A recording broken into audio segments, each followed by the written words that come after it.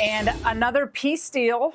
Yeah, it's in the offing. President Trump teased on Truth Social that progress is being made between Russia and Ukraine.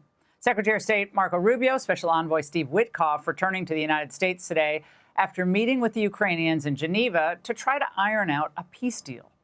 I would like to get the peace. It should have happened a long time ago. The Ukraine war with Russia should have never happened. If I were president, it never would have happened. We're trying to get it ended. One way or the other, we have to get it ended. This is the only thing that makes sense. Unless, of course, and it's a big unless, Congress is going to go to the American people and say, look, we need to raise taxes to continue to fund this war.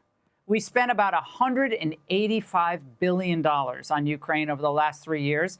That includes $20 billion in loans, $128 billion that directly aids the Ukrainian government. We've been paying for pensions and salaries. We can't do this anymore. And those who think that we should keep going or be in it for the long haul need to explain how this stalemate is actually going to end. Ukrainians don't seem to even want to fight this war anymore, with one soldier telling the Telegraph that out of the 1,000 fellow military recruits in his training camp, he's the only one there willingly. So Ukraine is just struggling to keep people on the front lines. And he says one of the recruits are, right now, they're either older men or unhealthy men. Here to discuss this, Victor Davis Hanson, Senior Fellow at the Hoover Institution. Victor, from the beginning, Donald Trump was the only realist who was willing to say what needed to be said, that this war was a mistake, wouldn't have happened under his watch, and that it had to end. Because as long as China is going to fund this by buying ag and oil from Russia, I don't see how this is going to stop. Yeah, he was the only one, Laura, that also talked about the human cost. Almost every week he said this was a human tragedy, that all these people were being killed for no reason.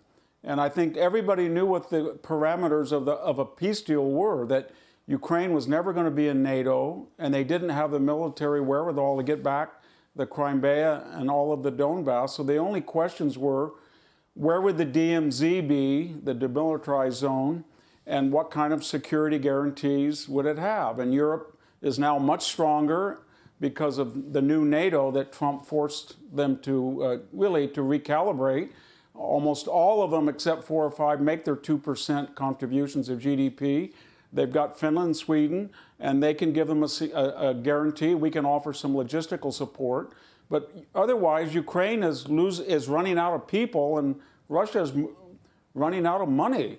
And so there is going to be a settlement. And the only question now is, how far west does Putin think he has to go before he goes back to the Kremlin and say, I lost 1.5 million dead Russians, wounded, missing, and this is what I got, and it's not very much.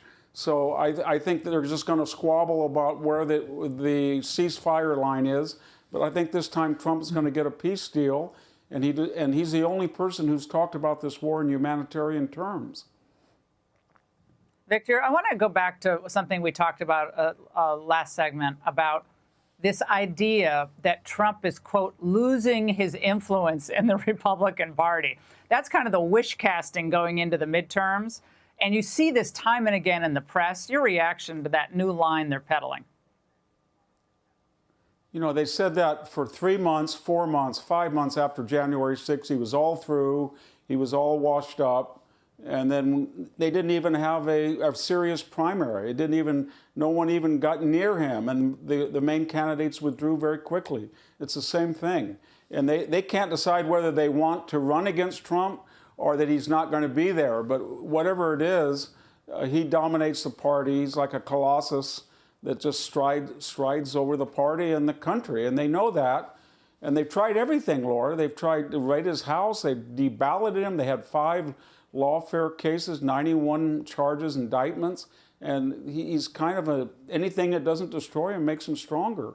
And so he's going to have a booming economy next spring when all this foreign investment, this more energy development, more tax reduction, deregulation, it's going to be a good year. And I think everybody knows it. And I think the left, they're reduced to nothing. And they're cutting these videos that are calling for military insubordination, and it's violating a lot of the elements of the Uniform Code of Military Justice, Article 88, Article 90, Article 92.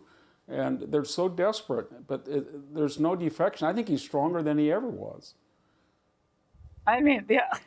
I mean, people are going to be writing history books, like volumes and volumes and volumes of the next decades. 100 years from now, they're going to look back on this era and say, this was the most consequential era, probably the last 60, 70 years. No doubt about it. Victor, thank you very much. Hey, Sean Hannity here. Hey, click here to subscribe to Fox News YouTube page and catch our hottest interviews and most compelling analysis. You will not get it anywhere else.